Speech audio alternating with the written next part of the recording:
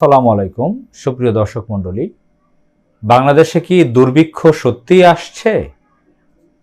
আপনারা জানেন সম্প্রতি বাংলাদেশের অবৈধ প্রধানমন্ত্রী গোপালী তিনি ইঙ্গিত করেছেন বাংলাদেশের দুর্ভিক্ষ 2024 সালের মার্চ মাসে দুর্ভিক্ষ আনতেছে বিএনপি জামাতের লোকেরা।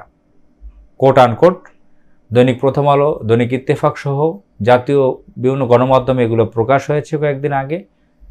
এ ব্যাপারে দৈনিক প্রথম আলোতে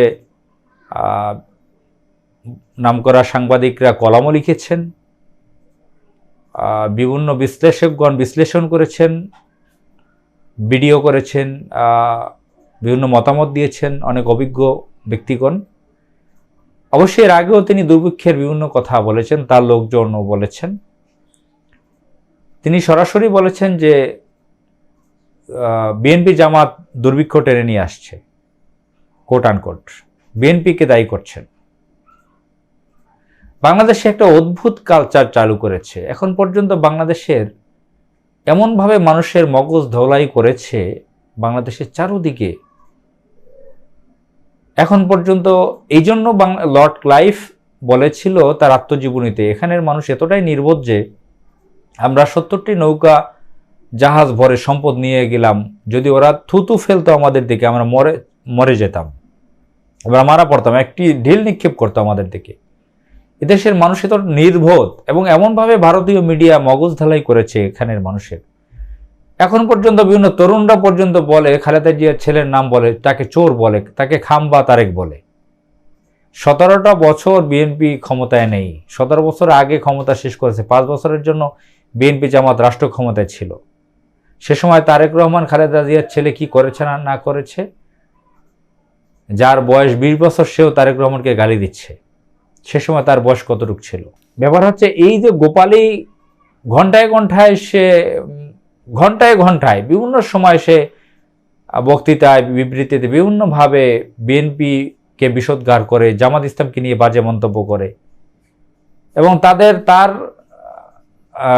তার এবং ভারতীয় মদতপুষ্ট যে মিডিয়াগুলো আছে এমনভাবে প্রচার করছে বিএনপি জামাতের বিরুদ্ধে। রাষ্ট্র ক্ষমতায় তারা আছে 15 বছর এবং তাদের যারা দোসর মিত্র তারা ছিল 2 বছর। 11 সরকার মঈনুদ্দিন ফখরুদ্দিন তারা 2 বছর ছিল, তারা আবার একে রেখে গেছে, 15 বছর আছে। আবার চতুর্থবার তারা রাষ্ট্র ক্ষমতা দখল করার প্ল্যান তৈরি করে ফেলেছে।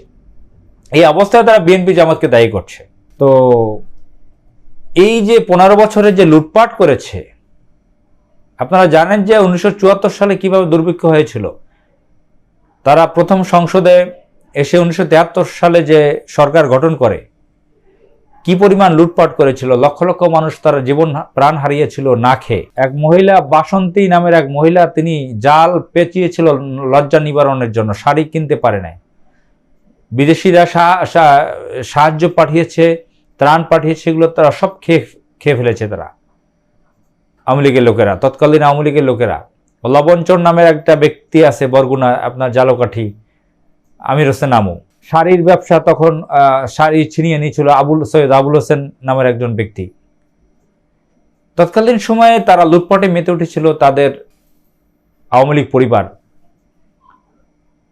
যখন মানুষ লক্ষ লক্ষ মানুষ নেতিয়ে পড়ছে না খেয়ে, কুকুরের সাথে মানুষের বমি খাচ্ছে, শিল্পাচার্য জয়নুল আবেদিন দুর্ভিক্ষের ছবি এঁকেছিলেন। চরম দুর্ভিক্ষ পীড়িত মানুষ 74 সালে। তখন কয়েক কেজি স্বর্ণ দিয়ে বিয়ের অনুষ্ঠানে তার পুত্রবধূকে তৎকালীন সরকার প্রধান, রাষ্ট্রপ্রধান, এই গোপালীর পিতা, এই গোপালীর ভাইয়ের বড় ভাইয়ের, তার অবশ্য বয়সে ছোট, তার ভাইদের মধ্যে বড়, তো যাই হোক, তার ভাইয়ের বিয়ের অনুষ্ঠান করেছিল, কয়েক কেজি স্বর্ণ সেখানে খরচ হয়েছিল। তো তারা সেই সময় ব্যাংক লুট করেছিল, মানুষের উপর গণহত্যা চালিয়েছিল, জাসদের লোকদেরকে হত্যা করেছিল, ইসলামিস্টদেরকে হত্যা করেছিল, যখন তখন মানুষকে উঠিয়ে নিয়ে গেছে, রক্ষী বাহিনী গঠন করেছিল। বাক স্বাধীনতা স্তব্ধ একদম শেষ করে দিয়েছিল। বাক স্বাধীনতা বলতে কিছু ছিল না, গণমাধ্যমকে বন্ধ করে দেওয়া হয়েছিল অল্প কয়েকটি রেখে।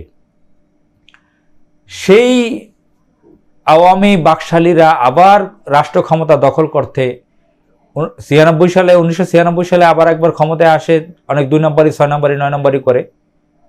তখনও 5টা বছর বাংলাদেশকে লুটপাট করেছে, হত্যাযজ্ঞ চালিয়েছে। আবার তারা রাষ্ট্র ক্ষমতা দখল করতে, ভারতের মাধ্যমে কুকৌশলে রাষ্ট্র ক্ষমতা দখল করতে সক্ষম হয় 2008 সালের 29 ডিসেম্বর ফখরুদ্দিন মঈনুদ্দিনের সহায়তায়। এর পেছনে প্রণব মুখার্জি, ভারতীয়রা, সেই ইন্দিরা গান্ধীর পরিবার, ভারতীয় গোয়েন্দা সংস্থা সংশ্লিষ্ট, তারা সক্রিয় ছিল। তারা রাষ্ট্র ক্ষমতা দখল করার পরে বাংলাদেশকে লুটে পুটে সব বিদেশে পাঠিয়ে দিয়েছে, ভারতকে খেতে দিয়েছে। ভারতকে লুট করার জন্য, অবারিতভাবে ডাকাতি করার জন্য একদম রাষ্ট্রকে ওপেন করে দিয়েছে, বাংলাদেশের সেনাবাহিনীকে শেষ করে দিয়েছে, সমস্ত ব্যাংক দেউলিয়া করে দিয়েছে, কোলাপস করে দিয়েছে, ব্যাংকে টাকা নেই। তো সেই সময়ে যখন মানুষ দুর্ভিক্ষের মধ্যে অলরেডি রয়েছে, অঘোষিত দেউলিয়া বাংলাদেশ, রাষ্ট্র অকার্যকর পরিস্থিতির মধ্যে এখন রয়েছে, রাষ্ট্র ধ্বংসের দ্বার প্রান্তে, মানুষ বাজারে যেতে পারে না, খেতে পারে না। তাদের লোকরাই বলছে, তাদের যে কামাল মজুমদার, একজন উপমন্ত্রী, শিল্প উপমন্ত্রী, সেই তো বলেছে, এটা তো আমাদের কথা না।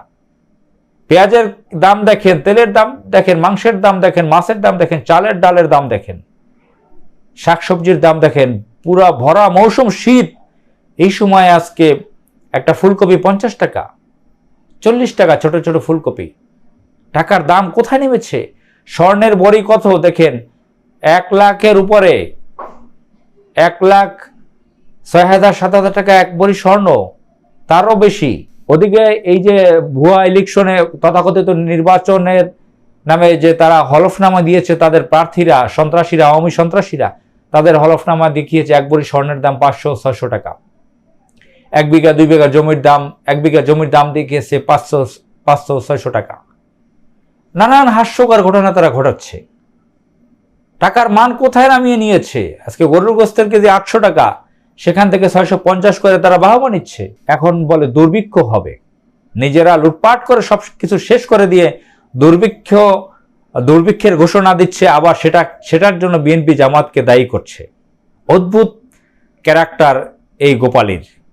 বাংলাদেশের মানুষকে এমনভাবে সে দমন করতে পেরেছে, এমনভাবে সে মানুষের সাথে প্রতারণা করে সক্ষম হতে পেরেছে, সে ধরাকে সরাকে আন করে মাটিতে পা দিচ্ছে না, মানুষ যা ইচ্ছা তাই করতেছে, অভিনয়। নিজেই সব লুটপাট করে, নিজেরা লুটপাট করে বাংলাদেশকে শেষ করে দিয়ে এখন বিএনপি জামাতের উপর দোষ চাপাচ্ছে। এই প্রতারণা থেকে, এই হিপোক্রেটদের থেকে বাংলাদেশকে রক্ষা করা বাংলাদেশের মানুষের ইমানি দায়িত্ব।